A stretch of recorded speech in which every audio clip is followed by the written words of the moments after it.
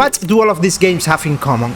That's right, they all have really cool characters. And I am not just talking about the main characters. Okay, I don't know what the f this is supposed to be, but I love it. Yo, Maracas, I got something for you. No way, bro. How can I thank you? Oh, I know. Check this out. On the other hand, every time I try to make a character, it looks like it came out of a Bethesda game. This is one of those things that all indie game developers have to go through at some point, and of course I am no exception. So I spent the last month trying to improve my character creation skills. But let's start from the beginning. Week 1 was all about gaining knowledge. Even though I have created characters before, I really made them without thinking too much about it. I was just moving vertices in the hope that something decent would come out, so my plan for this week was to learn the right way, or at least a way, of how to model a body from scratch with a good topology and a nice flow to make it easy to animate later.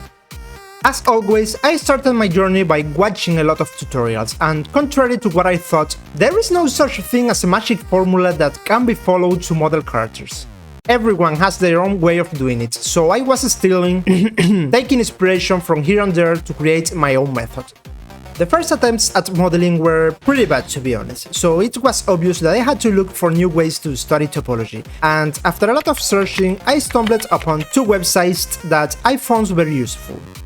The first one is Pinterest, which, I swear, has one of the best, if not the best, photo suggestion algorithms. So if you are looking for images of leg topology, for example, it floods you with endless images of this style, and on top of that, you can save these images in boards for future reference. I'm not sponsored by them, I swear to God, but hey Pinterest, if you want to put an ad right here. The second one is Sketchfab, which is a platform where people upload their own models to share or sale, and the coolest thing is that you can visualize the models in 3D, including a wireframe view, which is exactly what I needed. Sketchfab, the same goes for you, send me an email. I spent a few days going through these two sites, learning everything I could, how the topology is divided, how to connect the different limbs to the torso, how many vertices I need to use to make a clean topology, and a lot of other things.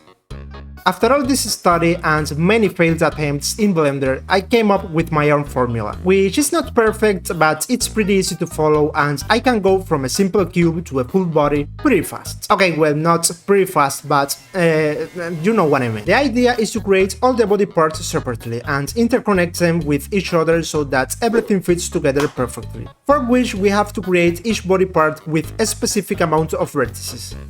Then the legs are connected to each other, the legs to the torso. And while he's talking about all that boring stuff, why don't you subscribe to the channel, leave a comment, feed the algorithm, and finally the remaining gaps are filled in.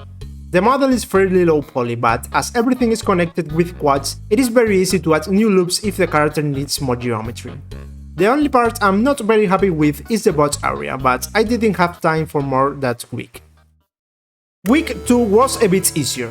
The goal now was to create the hands, feet and head to be able to complete the whole body. I started with the hands because they are very complex, as they need to deform a lot when animating the character. I tried to make them in different ways, but in the end I decided to use a method that I found in 𝗦𝗢𝗔𝗣𝗧 channel that starts by creating the fingers that then connect to each other and expands to finish the hands.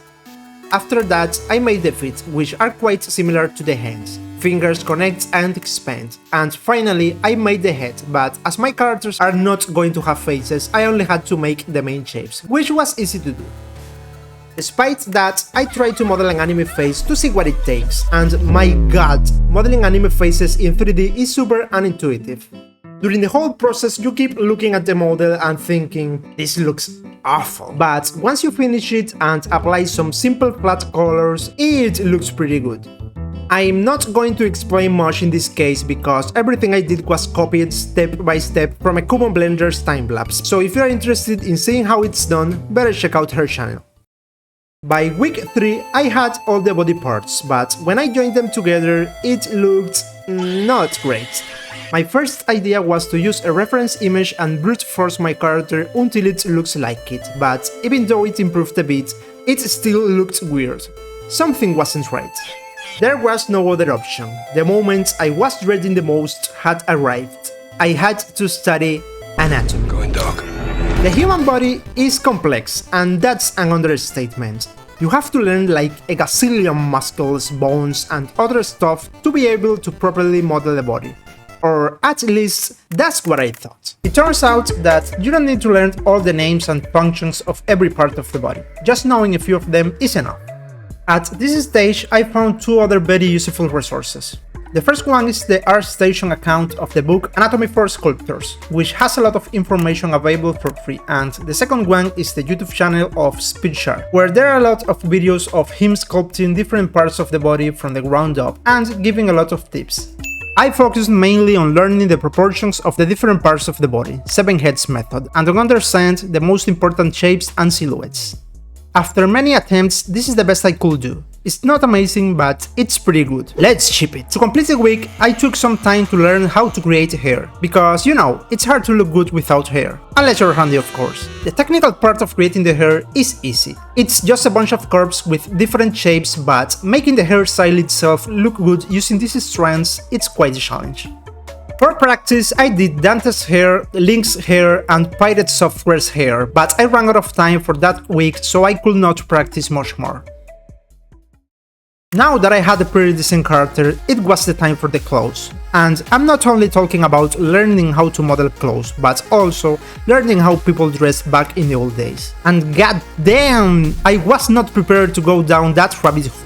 No, seriously, what the f is this? Tunic, tabard, kirtle, trousers, gambeson, doublet. I didn't know what any of that was when I made the previous character, and that's one of the reasons why it looks so weird.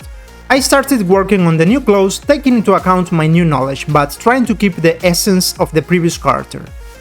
To make the clothes, I duplicated parts of the original body to take advantage of the existing topology and modified it a bit to give it volume and folds. I made some boots, a pair of pants, a tunic, a shirt, and to visualize it, I set up a simple cell shading with outlines in Blender. I painted everything with some simple colors and yo, does he look good or what? I still have to paint more details like the mask design and some shadows, but that's a job for the future me. And with this, my month of learning how to create better characters came to an end. A few days passed and I was getting ready to work on this video, but after looking at the final result closely, I had some doubts. The character looks good and there is definitely an improvement compared to the previous character, but getting to this point and making this one character took me a whole month of work. Was it worth all this work after all? I wasn't so sure about that, so I set myself one last challenge. Create a new non-human character from scratch in the shortest time possible. So, entering Secret Week 5. You see, for my game I want to add characters with different stories and very unique designs, so what better opportunity than this to check if I am able to do it. For the first character I had a very clear idea in mind, but since I'm terrible at drawing, I can't show you how he is supposed to look like, but basically he is chubby and goofy. Okay, you know what? Give me a second. Here! Yeah, I told you guys I sucked. I don't have a name for this race yet, but let's call them Chompy for now. I started by making a very basic model using spheres to figure out the right proportions and use it as a reference. Once I was happy with the proportions, I started to recreate step by step the same things I did during the last 4 weeks. I did the torso and added the arms, legs and head. No hair this time, he's going full Randy style. For the hands, I decided to go with 4 fingers and make them a little square to make it look more unique. And finally, I added a very simple face and eyes, but that have the same vibe as the masks that the other characters will use. I finished the body and I really liked how it looked, so I went for the clothes. As the idea of this race is that they look silly and harmless, I made him a pair of pants, a bandana and left some rags hanging. No shoes, no shirt. I UV wrapped everything, painted him, and here he is, the first Chompy in all his glory. It took me about 3 days to complete it, which is pretty fast, and the result I think is more than acceptable, so let's ship it. I still have to improve a lot, but it was a good decision to spend the last month doing this. Now I have the confidence that I can add life to my game, which I thought it would be impossible before. If you're interested in getting a model for your own studies, this one is available on my Patreon, and while you're out there, consider supporting me on my journey by becoming a member. Thank you so much to all my wonderful patrons who helped me so much, and see you all in the next video.